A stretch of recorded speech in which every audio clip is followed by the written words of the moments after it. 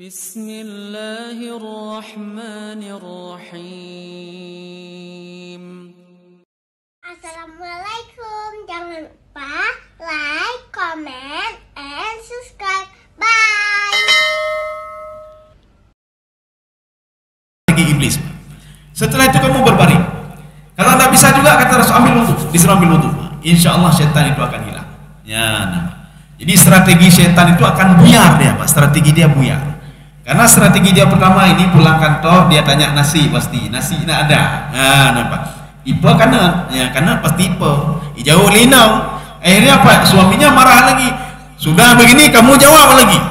Marah dia, Pak. Akhirnya apa? Dia buat begini akhirnya diceraikan istrinya. Gara-gara nasi tadi, Pak. Gara-gara apa bercerai Pak? Inilah buat setan ya, Pak. Maka Rasulullah mengatakan untuk mengelabui strategi setan ini, kamu buatlah strategi. Ketika marah berdiri kamu duduk. Ketika tidak bisa juga kamu berbaring. Ya, sambilan walaupun marah-marah Pak. Setelah itu ambil wudhu. Itu akan hilang, buyar semua strategi setan. Ya. Kita tidak lanjutkan terus. Apa enggak senang setan ya, Pak? Padahal istri sudah berbuat baik kepada kita 20 tahun, 30 tahun.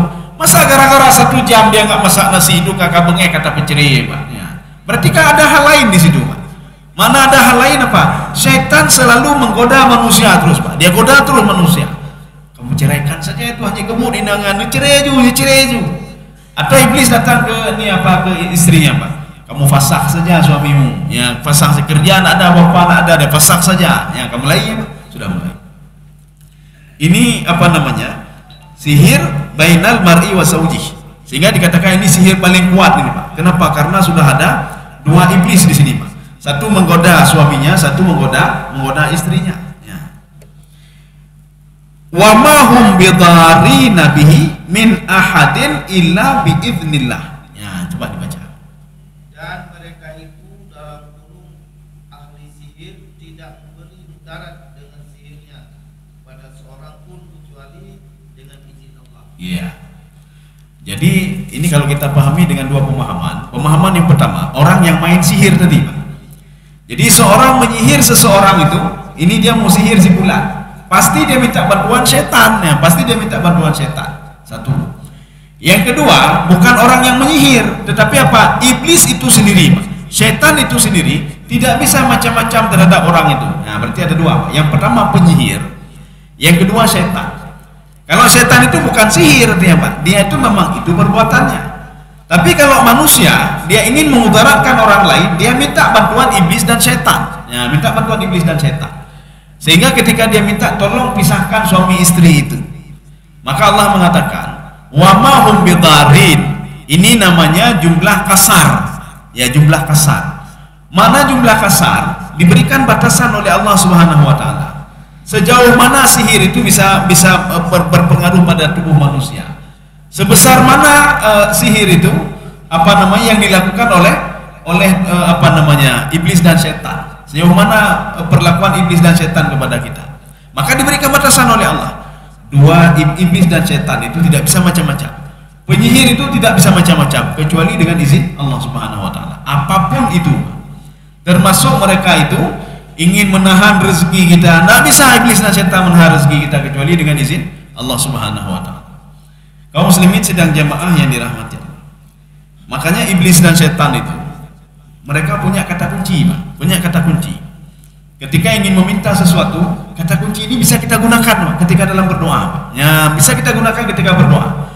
Bisa kita gunakan kata kunci iblis dan setan ini tatkala kita itu ingin supaya anak kita sembuh, Pak. Tatkala kita itu diberikan keberkahan oleh Allah. Apa kata kuncinya? Kata kuncinya 2, Pak. Iblis dan setan sebelum dia menggoda manusia, dia memuji Allah dulu, Pak. Bagaimana memuji Allah? Fa bi'izzatika, dengan kemuliaanmu ya Allah. Ya. Kalau di dalam satu lagi wa bi jalaik, dengan kemuliaanmu dan dengan keagunganmu. Ya, dengan kemuliaanmu dan dengan keagunganmu. La ughwiyannahum, saya bisa menggoda mereka ya Allah, dan saya bisa mengelabui mereka. Tetapi kalau tidak dengan kemuliaanmu dan dengan kekuasaanmu, ya nanti ada lain lagi fa bi'izzatika wa jalaika, dengan kemuliaanmu dan kebesaranmu. Dia memuji Allah Subhanahu wa taala. Sekarang kita lihat di dalam dialog lain, Pak. Ya. Makanya Allah Subhanahu wa taala kadang-kadang memenuhi iblis, kadang-kadang tidak. Kenapa? Iblis selalu dia memuji Allah untuk bisa mengelabui orang lain. Pernah Nabi Ayub alaihissalam itu diberikan izin oleh Allah. Saya berikan izin kepadamu. Sekarang kita lihat pada tempat yang lain. Ketika Nabi Yakub alaihissalam itu kata anak-anaknya 10 orang, ayah kalau Bunyamin tidak datang ke sana nanti, maka fala kaila, maka timbangan tak ada lagi nanti, kita tidak diberikan apa-apa lagi nanti. Apa jawab Nabi Yakub alaihissalam? Saya tidak percaya lagi sama kalian. Ya, tidak percaya lagi saya sama kalian. Yang saya percaya adalah Allah Subhanahu wa taala. Allah itu khairun hafidha wa huwa arhamur rahimin. Yang menjaga anak saya itu adalah Allah. Langsung direspon oleh Allah dalam dialog Allah dengan Nabi Yakub alaihissalam. Apa kata Allah Subhanahu wa taala pada Nabi Yakub? Kalau kamu bertawakal kepadaku, ya, lau tawakkalta alayya la arudduhuma alaika. Kalau kamu bertawakal kepadaku, dua-dua anakmu akan saya kembalikan kepadamu lagi nanti. Yusuf sama Bunyamin saya kembalikan kepadamu. Makanya Nabi Yakub alaihissalam sudah mulai tenang hatinya, Pak. Walaupun anaknya 2 orang itu sudah hanali, Pak, tapi Nabi Yakub yakin betul dengan tawakalnya kepada Allah. Allah mengatakan apa? Dengan kemuliaanku, kata Allahnya. Ini kan Allah ini, Pak. Kalau kan tadi kan iblis yang mengatakan, Pak, demi kemuliaanmu ya Allah. Allah mengatakan kepada Nabi Yakub, demi kemuliaanku ya Yakub, fa bi'izzati wa jalai lau tawakkalta alayya la arudduhuma alaika. Demi kemuliaanku dan keagunganku, kalau kamu bertawakal kepadaku, 2 anakmu akan saya kembalikan kepadamu. Inilah yang dipergunakan oleh iblis dan setan, Pak, untuk bisa menggoda manusia. Bagaimana kalimatnya? Fa bi'izzatika wa jalaika. Kita bisa juga waktu kita berdoa ya Allah, fa bi'izzatika, dengan kemuliaanmu ya Allah, nepupulih ulun tian ya Allah. Demi kemuliaanmu ya Allah, netulung ulun ya Allah.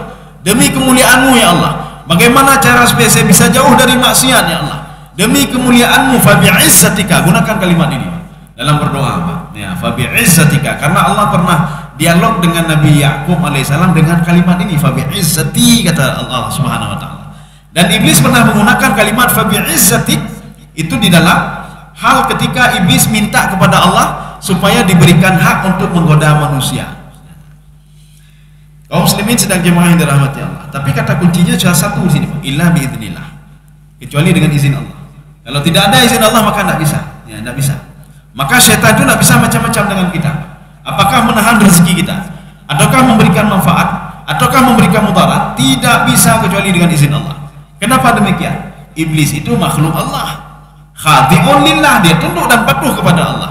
Syaitan itu makhluk Allah, dia tunduk dan patuh kepada Allah Subhanahu wa taala, walaupun dia itu dengki sama Nabi Adam alaihissalam, sifat dengkinya tadi, Pak, yang menutupi sifat ketaatan dia kepada Allah Subhanahu wa taala. Jadi semuanya itu patuh kepada Allah. Langit ini punya Allah dan patuh kepada Allah. Matahari punya Allah dan patuh kepada Allah. Maka kalau kita ingin minta rezeki, mintalah rezeki kepada yang menciptakan langit dan bumi. Ya, mintalah rezeki menciptakan langit dan bumi. Jangan minta kepada orang yang diciptakan juga oleh Allah. Minta rezeki kepada si bulan. Tolong saya. Apa yang minta tolong sama dia? Dia juga mati seperti kita. Dia juga nanti diambil juga rezekinya oleh Allah Subhanahu wa taala. Maka mintalah kepada yang memiliki rezeki itu, yang memiliki langit itu. Ya. Kaum muslimin sedang jemaah yang dirahmati Allah. Kita lanjutkan sedikit. Wa yata'allamuna ma yadurruhum wa la yanfa'uhum. Ya, ini hakikat sihir ini sekarang, Pak. Ya, coba diterjemahkan. Dan mereka mempelajari sesuatu yang memberi mudarat kepadanya dan tidak memberi manfaat. Iya. Jadi Allah ingin mengatakan sihir itu tidak ada manfaat. Sihir itu tidak ada manfaat. Belajar sihir itu tidak ada manfaat. Yang ada mudarat saja. Jadi seorang pandai sihir untuk apa? Supaya bisa terbang, supaya bisa begini, supaya bisa begitu. Rugi saja, itu mudarat saja bagi dia, Pak. Arti mudarat apa? Dia sudah yakin kepada iblis dan setan, dan dia sudah takut kepada iblis dan setan melebihi takutnya dia kepada Allah Subhanahu wa taala. Berarti kan rugi dia. Nanti ketika di padang mahsyar apa kata setan, iblis dan setan? Inni akhafullah. Saya takut sekali kepada Allah Subhanahu wa taala. Katanya hoda pelung-pelung. Dulu kita sudah senang sama iblis dan setan. Tolong saya nantinya, ya tenang saja. Waktu padang mahsyar dia enggak berani ngomong apa-apa. Iblis mengatakan ini akhafullah, saya takut pada Allah. Dan ada kalimat iblis ini diabadikan oleh Allah dalam Al-Quran. Apa kalimat iblis? Wahai manusia, apapun yang dijanjikan oleh Allah Subhanahu wa taala itu benar itu. Dan apapun yang saya janjikan kepadamu itu tidak benar, kata iblis dan setan. Maka iblis dan setan itu dia hana aja, goda aja manusia. Kalau di dalam hadis yang kita pelajari kemarin Riyadhus Shalihin itu, ketika azan iblis hidup bang masjid karena itu ketika azan itu. Jadi kalau azan muazin itu azan, dia itu atbara dia keluar. Waktu habis azan dia masuk lagi, Pak, hiduplah. Kemudian setelah itu setelah kamat atbara dia begini. Setelah habis selesai kamat, faidha thuwiba, habis selesai dia balik lagi. Dan dia mendatangi orang-orang yang salat itu. Apa kata dia? Udzukur kata. Kamu teringat ini enggak? Maka kalau ingin cari kunci mobil yang hilang, itu dalam salat cari. Kalau ada sesuatu hal yang lupa, itu salat saja sudah teringat dalam salat. Karena iblis mengatakan udzukur kata. Kamu tahu enggak kuncimu di mana? Kuncimu di atas itu. Nah, kata iblis setan. Maka waktu kita sedang salat, kenapa selalu teringat waktu salat? Itu ada andil iblis dan setan. Tetapi kata Rasulullah, ada beberapa hal yang dia itu tidak bisa menggoda kita, Pak. Itu mungkin karena kita masuk ke masjid pun tidak baca doa, ya, Pak. Tapi kalau kita mengikuti aturan, dari pertama kita baca doa, bangun tidur baca doa, mau berangkat ke masjid baca doa tawakal, Bismillah tawakkaltu 'ala Allah, la haula wala quwata illa billah. Masuk ke masjid lagi baca doa, Allah maftahli abwaaba rahmatik. Ketika itu kita salat lagi. Ya, ini ada di dalam tafsir surah Al-Fatihah yang dikarang oleh Dr. Nasir Sabrah. Apa kata beliau? Ada dua hadis yang berbeda. Rasulullah mengucapkan a'udzubillah ketika dalam salat. Yang pertama ketika mau takbiratul ihram, a'udzubillahi minasyaitonir rajim, Allahu akbar. Yang kedua ketika habis waladdallin, amin. Sebelum baca ayat Rasulullah mensirkan a'udzubillahi minasyaitonir rajim. Ya, a'udzubillah. Kalau sudah dua-dua ini ada, itu antisipasi supaya setan tidak dekat lagi, Pak. Ini artinya apa? Ini kita bismillah tanda baca, doa tamu masjid tanda baca, Pak. Waktu takbir Allahu akbar, dengarlah Allahu akbar. Jadi artinya apa? Sudah berhasil setan uzkur kadza, ingatlah ini, ingatlah itu. Maka teringat semuanya, Pak. Maka kalau kita lupa di mana kuncinya, coba untuk sembahyang ini, Pak. Yang ingatlah sembahyang pasti ingat. Enggak percaya coba aja. Ya. Kaum muslimin sedang jemaah yang dirahmati Allah. Maka belajar sihir itu mudarat saja, tidak ada manfaat. Manfaat tidak ada, yang ada mudarat. Maknanya apa? Oh, saya tidak punya sihir. Kita datang ke dukun itu mudarat saja. Kita suruh dukun untuk memisahkan antara suami dan istri itu mudarat bagi kita dan tidak ada manfaat. Ya, tidak ada manfaat. Kita sudah berbuat syirik. Seorang yang datang ke dukun dan dia yakin kepada apa yang dikatakan oleh dukun, maka salatnya tidak akan diterima sampai puluhan hari itu diterima oleh Allah Subhanahu wa taala. Kan rugi kita saja. Dah semayang tanya akhirnya kita tidak diterima salat dan ibadah kita oleh Allah Subhanahu wa taala. Kemudian kita lanjut. Walaqad alimu lamanishtarahu malahu fil akhirati min khalaq. Ya, coba dibaca.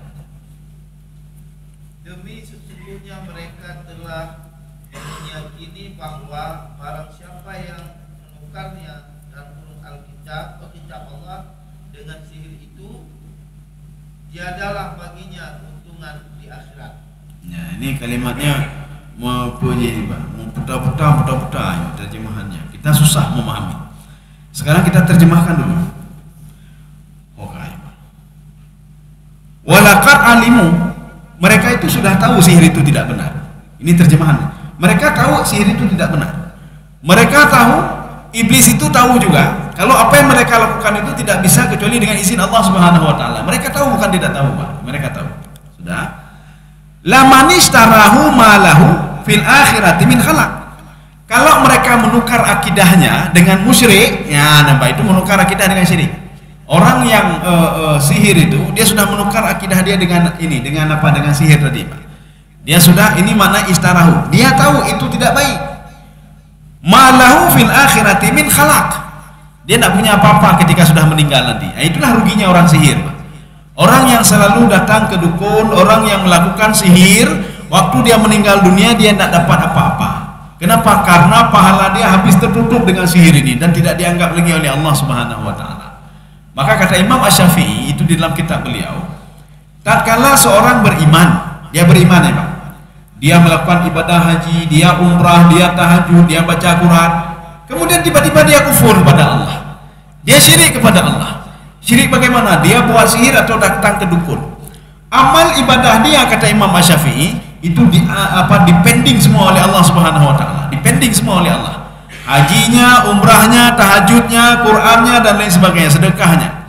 Ketika dia meninggal dunia kata Imam Syafi'i, meninggal dalam keadaan kafir dan tidak punya apa-apa lagi.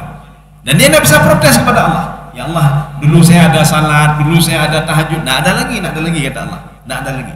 Tetapi kata Imam Syafi'i, ketika seorang beriman kepada Allah, dia tahajud, dia salat, dia beribadah, dia umrah, dia haji, dia bersedekah. Setelah itu dia kafir, amal dia kan sudah dipending Pak. Tapi dia masuk Islam lagi Pak. Amal yang dipending dikembalikan lagi kepada dia. Ya. Maka ketika dikembalikan kepada dia, waktu dia meninggal dunia, amal ibadah itu selalu diperhitungkan oleh Allah Subhanahu wa taala. Walaupun dia pernah kufur kepada Allah, walaupun dia pernah musyrik kepada Allah. Jadi maka ini yang kita jaga Pak, ini yang kita jaga. Jadi jangan sampai kita beribadah sudah ibadah kita kufur kepada Allah, maka tidak dianggap lagi. Tapi setelah kufur, kita beriman lagi kepada Allah, kita bertobat kepada Allah, yang dulu dipending nggak jadi dipending. Jadi pahala haji sudah ada lagi, pahala umrah sudah ada lagi. Waktu kita meninggal dunia, meninggal dalam keadaan dapat pahala tadi. Tetapi kalau seandainya kita meninggal dalam keadaan kufur tadi, ini namanya apa? Min halak. Tidak ada apa-apa kita Pak. Dan ini sudah diketahui oleh manusia, bukan tidak tahu.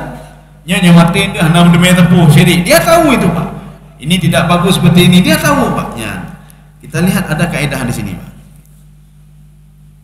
Fa inna man lam ya'lam bima alima fahuwa kaman lam ya'lam. Barang siapa orang yang lam ya'mal, dia tidak berbuat apa yang dia ketahui. Ya, jadi artinya apa? Dia itu tidak berbuat apa yang dia ketahui. Dia tahu iblis itu tidak benar. Dia tahu ini haram. Dia tahu Pak, tapi tidak berbuat dia. Dia tahu meninggalkan salat itu berdosa, tapi dia tidak mau salat dia Pak. Orang ini fahuwa kaman lam ya'lam. Itu sama seperti orang tidak tahu juga, orang bodoh juga dia. Ya, sama seperti orang bodoh juga. Bahkan di dalam sebuah hadis Rasulullah mengatakan begini. Orang yang tahu kemudian dia tidak mau tahu, tidak mau melakukan, itu dosanya lebih besar dibandingkan orang yang tidak tahu dan dia tidak melakukan. Dia tidak tahu kalau ini begini, tidak tahu dia, maka tidak lakukan. Maka yang pertama itu tidak melakukannya, yang kedua juga tidak melakukan. Tapi dosa yang pertama lebih dahsyat lagi karena dia punya ilmu Pak, dia tahu Pak. Yang kedua, dosanya ya sejauh dosa meninggalkan tadi karena dia tidak tahu. Nah, itu saja. Ya, sedikit lagi kita habiskan ini. Walabi sama syarau bihi anfusahum law kanu ya'lamun. Ya, coba penutup. Dan amat jahatlah perbuatan mereka menjual dirinya dengan sihir kalau mereka mengetahui. Ya, ini ada 2 poin. Jadi artinya apapun yang mereka lakukan itu bisa itu maknanya apa? Sejelek-jeleknya orang itu makna bisa. Sejelek-jeleknya seorang itu yang menukarkan hatinya itu, menukarkan akidahnya itu dengan dunia. Sejelek-jeleknya orang itu menukarkan akidahnya itu dengan sihir. Sejelek-jeleknya seorang itu ya menukarkan akhirat dia dengan dunianya. Ya pikir dunia saja, akhirat tak ada lagi Pak. Itu orang paling jelek kata Allah Subhanahu wa taala. Kenapa? Dia sudah merugikan diri sendiri dan tidak ada manfaat. Kan ada manfaat. Sihir itu cuma berlaku waktu dia hidup, setelah mati tidak ada apa-apa lagi. Kemudian amal ibadah dia sudah ditarik oleh Allah. Karena orang yang sihir itu sudah dianggap kafir dan musyrik oleh Allah Subhanahu wa taala. Yang merugikan dia sendiri juga. Dan manfaatnya tidak ada. Apa manfaatnya? Galak dah kalian kau karu suami istri. Ya nama. Karena sebagian orang suka ada dia karu dia jangan lepas dukun nepu kacau. Ada apa yang rugikan dia sendiri? Manfaat tidak ada, kemudian mudarat tidak ada. Ya. Jadi daripada seperti itu, makanya orang yang berbuat maksiat itu urusan nabut nanti Pak. Kalau orang ada nabut ya Pak, dia sibuk dengan apa? Entah baca Quran, sibuk dengan baca, sibuk dengan ini, sehingga lupa hibah orang lain dia lupa. Ini karena tidak tahu apa yang mau dilakukan, budan tapudan, nyupu dia terpegebun, kakek dah hibah mantap. Telepon ngan hai tadi udah gupi tak gupu pokoknya nak curhat ini Pak. Ini ke ribah kau lagi Pak ya Pak. Karena nabut ya Pak. Tapi kalau punya nabut dia ada yang dilakukan, umat lelunnya nabutnya, tak sempat dia berbuat kejahatan ya Pak. Lau kanu ya'lamun, kalau mereka tahu ya. Maka dalam sebuah hadis Rasulullah SAW, barang siapa mengamalkan ilmu yang sudah dia ketahui walaupun sedikit, maka Allah akan mewariskan ilmu yang banyak lagi kepada dia min haitsu la ya'lam, dari yang tidak dia ketahui. Maka nanti Yohana lu tepu, apakah kalau tepu ilmu yang itu diajarkan oleh Allah Subhanahu wa taala. Tapi dengan syarat amalkan amal perbuatan yang sudah kita ketahui walaupun itu kecil. Ya, termasuk cara berwudu, termasuk bacaan Fatihah dan lain sebagainya. Kita amalkan apa yang kita ketahui, maka akan diberikan ilmu yang lain oleh Allah Subhanahu wa taala. Saya rasa cukup sekian. Nabur ya. Mudah-mudahan manfaat bagi tuan dan jemaah sekalian. Subhanakallah bihamdika asyhadu an la ilaha illa anta astaghfiruka wa atubu ilaik. Assalamualaikum warahmatullahi wabarakatuh. Waalaikumsalam. Terima kasih.